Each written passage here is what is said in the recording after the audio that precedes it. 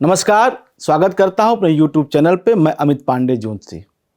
धर्म ग्रंथों के अनुशीलन से, धर्म ग्रंथों के अध्ययन से यह तथ्य विदित होता है कि भगवान शंकर के काल भैरव स्वरूप का आविर्भाव मार्गशीर्ष मास के कृष्ण पक्ष के प्रदोष काल व्यापिनी अष्टमी में हुआ था। अतएव यह जो तिथि है काल भैरव अष्टमी के नाम से विख्यात है। साल 2025 में यह पावन तिथि या पावन पर्व 12 नवंबर 2025 बुधवार के दिन पड़ेगा। बुधवार के दिन काल भैरव अष्टमी मनाई जाएगी।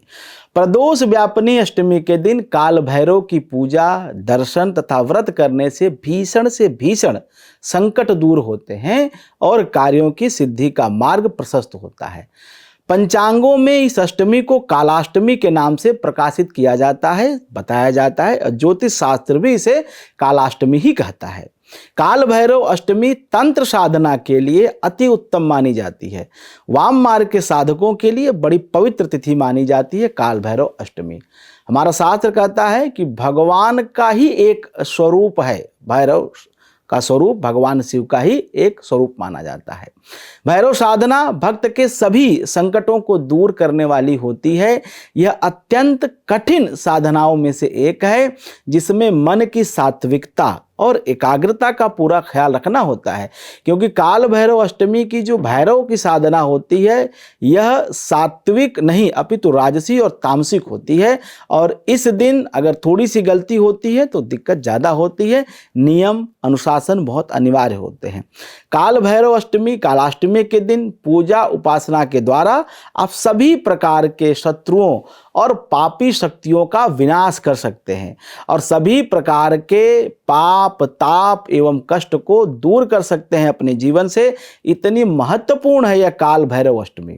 भैरव अष्टमी के दिन व्रत एवं षोडशोपचार भगवान भैरव का पूजन करना चाहिए, क्योंकि यही इस पवित्र दिन का सबसे उत्तम कार्य माना जाता है। इस काल भैरव अष्टमी के दिन श्री काल भैरव जी का दर्शन करें, जहां काल भैरव की मूर्ति स्थापित हो। प्राचीन से प्राचीन जो मूर्तियां हमारे देश में साधकों ने स्थापित की है और कहीं कहीं स्वयं भू प्रकट काल भैरव हैं, उनका पूजन दर्शन शुभ फल देने वाला माना जाता है। काशी के कोतवाल काल भैरव जैसे हैं और ऐसे कई जगह भगवान भैरव के स्वरूप मूर्ति प्रकट स्वरूप दिखाई देते हैं। भैरव जी की पूजा उपासना मनोवांछित फल देने वाली होती है। काल भैरव अष्टमी का दिन साधक भैरव जी की पूजा अर्चना करके तंत्र मंत्र की विद्याओं को पाने में समर्थ होता है। यही सृष्टि की रचना पालन और संहारक हैं। इनका आश्रय प्राप्त करके भक्त निर्भय हो जाता है तथा सभी कष्टों से मुक्त रहता है। सूक्ष्म अध्ययन से यह स्पष्ट होता है कि वेदों में जिस परम पुरुष का नाम रुद्र है, तंत्र शास्त्रों में उसी का नाम भैरव है। तंत्र लोक की विवेक टीका में भैरव शब्द का यह अर्थ बताया गया है, विभात धार यति पुष्पाणि रच इति भी रच, अर्थात जो देव सृष्टि की रचना पालन और संहार में समर्थ हैं वही भैरव हैं। शिव पुराण में भैरव को भगवान शंकर का पूर्ण रूप बताया गया है। तत्वज्ञानी भगवान शंकर और भैरव में कोई अंतर नहीं समझते हैं, दोनों एक ही मानते हैं। इन दोनों में अभेद दृष्टि रखते हैं। वामकेश्वर तंत्र के एक भाग की टीका कहती है, जो योगिनी हृदय दीपिका है, अमृतानंद नाथ का कथन है कि विश्वस्य भरणा रुद्रामाद्य सृष्टि स्थिति संहारकारी परवीश भैरव। भैरव शब्द के 3 अक्षरों में भैरव में ब्रह्म विष्णु महेश की उत्पत्ति पालन संहार की शक्ति सन्निहित है। नित्य षोडश कारणों में भी सेतुबंध नामक टीका में भैरव की सर्वशक्तिमान बताया गया है। भैरव शक्त भारित शैवों में कपालिक संप्रदाय के प्रधान देवता भैरव हैं। ये भैरव वस्तुतः रुद्र स्वरूप सदा शिव ही हैं। शिव शक्ति एक दूसरे के पूरक हैं, एक के बिना दूसरे की उपासना कभी फलीभूत नहीं होती है। यति दंड विधान शक्ति के साधक के लिए शिव स्वरूप भैरव जी की आराधना अनिवार्य बताई गई है। रुद्रायमल जैसे ग्रंथों में यह निर्देश है कि तंत्र शास्त्रोदेश महाविद्या साधना में सिद्धि प्राप्त करने के लिए भैरव की अर्चना अनिवार्य है। उदाहरण के लिए कालिका महाविद्या के साधक को भगवती काली के साथ काल भैरव की भी उपासना करनी होगी। इसी तरह प्रत्येक महाविद्या शक्तियों में जो 10 महाविद्या हैं उनके भैरव निर्धारित किए गए हैं। दुर्गा सप्तशती के प्रत्येक अध्याय अथवा चरित्र में भैरव नामावली का संपुट लगा के पाठ करने का आश्चर्यजनक परिणाम मिलता रहा है। इससे असंभव को भी संभव किया जा सकता है। श्री यंत्र के 9 आवरण पूजन में भी दीक्षा प्राप्त जो साधक हैं देवियों के, वो भैरव की भी अर्चना करते हैं। अष्ट सिद्धि के प्रदाता भैरवनाथ के मुख्यतः 8 स्वरूप कहे गए हैं। ये सर्वाधिक प्रसिद्ध एवं पूजित हैं। इनमें से काल भैरव तथा बटुक भैरव की उपासना सबसे ज्यादा प्रचलित है और प्रायः लोग करते हैं। काशी के कोतवाल काल भैरव की कृपा के बिना बाबा विश्वनाथ का पूर्ण सामीप्य नहीं मिलता है, और जो लोग काल भैरव का दर्शन करते हैं उन्हें काशी विश्वनाथ के दर्शन का पूर्ण फल मिलता है। काल भैरव के दर्शन पूजन अवश्य करें जब भी आप काशी जाएं, क्योंकि काशी विश्वनाथ का दर्शन तभी पूर्ण माना जाता है जब आप काल भैरव के यहाँ हाजिरी लगाएं। उज्जैनी के काल भैरव की बड़ी महिमा कही गई है। महाकालेश्वर की नगरी अवंतिकापुरी उज्जैन में स्थित काल भैरव का प्रत्यक्ष आशोपान देखकर सभी आश्चर्यचकित हो उठते हैं। भैरव अष्टमी के दिन जो पूजन किया जाता है वह शिव के स्वरूप का ही पूजन किया जाता है। भैरव का पूजन शिव समझ के ही करना चाहिए एवं इनके मंत्रों का जप करना चाहिए। बहुत आसान मंत्र है, ओम बम बटुकाय नमः। ओम बम बटुकाय नमः बहुत आसान मंत्र है। इस काल भैरव अष्टमी के दिन इस मंत्र के जप के साथ साथ ज्योतिष शास्त्र ये कहता है कि जिनके कुंडली में केतु खराब है, इस काल भैरव अष्टमी के दिन कुत्ते को भोजन कराएं तो निश्चित रूप से केतु से संबंधित पीड़ा दूर होती है। काल भैरव अष्टमी के दिन भैरव जी की पूजा व्रत करने से समस्त विघ्न समाप्त हो जाते हैं। भूत पिशाच एवं काल भी दूर रहता है।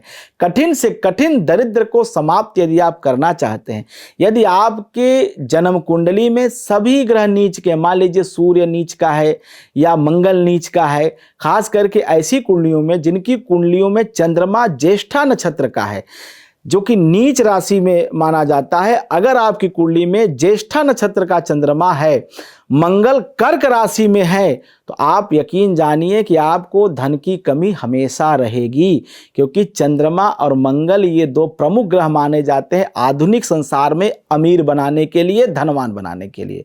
अगर आपकी कुंडली में दुर्भाग्यवश यह योग दिखाई देता है, चंद्रमा ज्येष्ठा और मंगल कर्क राशि में है, तो आप भैरव अष्टमी की रात काल भैरव को प्रसन्न करने के लिए स्वर्णाकर्षण भैरव स्तोत्र का पाठ करें। स्वर्णाकर्षण भैरव स्तोत्र का पाठ करने से कठिन दारिद्र्य का नाश होता है। वैसे भैरव उपासना क्रूर ग्रहों के प्रभाव को समाप्त करती। क्रूर ग्रह कौन?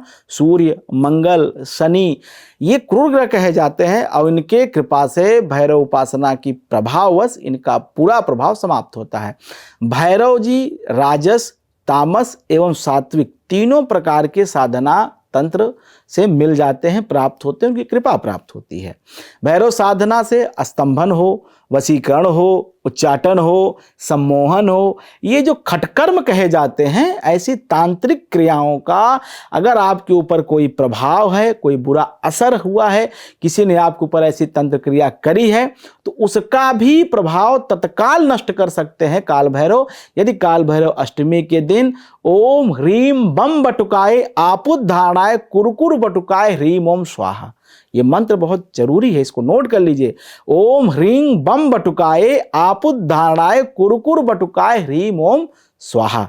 इस मंत्र का जप अगर काल भैरव अष्टमी के दिन 10 माला किया जाए, मध्यकाल के बेला, मध्यकाल कब होता है? जो तुरीय संध्या होती है, अर्थात 11 बजे से लेकर के 12:30 बजे तक मध्यरात्रि का जो समय, जो रात्रि का मध्यकाल है, उस समय अगर किया जाए तो सब प्रकार की तांत्रिक क्रियाओं का प्रभाव आप नष्ट कर देते हैं और आपके आसपास एक रक्षा कवच का निर्माण हो जाता है। बड़ी महिमा है काल भैरव अष्टमी के तिथि की। इस काल भैरव अष्टमी अर्थात मार्ग शीर्ष के कृष्ण पक्ष की अष्टमी के दिन काल भैरव को प्रसन्न करने के लिए उनकी पूजा करिए, अर्चना करिए, मंत्रों का जप करिए और संभव हो सके तो किसी काल भैरव के मंदिर जाकर के, बटुक भैरव के मंदिर जाकर के बटुक भैरव का, काल भैरव का दर्शन करिए। पृथ्वी पे एक स्थान ऐसा है जहां बटुक भैरव के साथ उनकी अर्धांगिनी भैरवी भी है, जो उनकी साधिका, सहायिका हैं, और वह स्थान विंध्याचल में माँ विंध्यवासिनी के सानिध्य में बटुक भैरव का स्थान है। वहाँ बटुक भैरव और भैरवी एक साथ हैं।